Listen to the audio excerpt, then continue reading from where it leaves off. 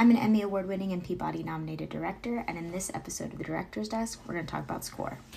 So Echoes of Legend was actually a very non-traditional workflow with score.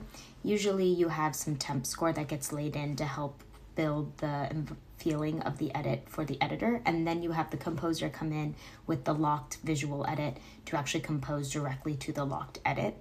That way the composer can just focus on executing the music. With Echoes of Legend, we had such a tight timeline and we had such a tight budget that we actually did totally opposite. We actually created these things called audio mood boards, where I sat down with the composer, Cassidy Swanson, and we talked about the different emotional beats throughout the story, the different motifs of environments, as well as different motifs of the characters. And we basically built a library of score that was anywhere between 2 to 3 minutes long. And since our episodes were only 1 to 1.5 minutes long, we actually had more than enough score in the audio mood boards to actually just go in and score the project ourselves. And so what you hear when you listen to Echoes of Legend is actually a compilation of different audio mood boards. Maybe one mood board is more of Tooth's theme, or Spit's theme, or the Marketplace's theme, or the Deity's theme. And one thing we did a lot in the score was also make sure it was inspired by Southeast Asian mythology and instrumentation, which is very different than East Asian.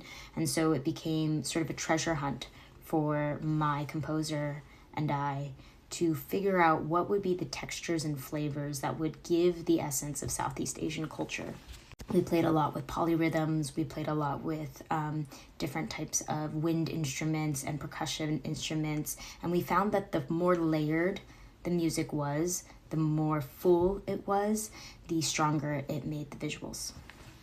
So go ahead and take a listen to Echoes of Legend and let me know what you think.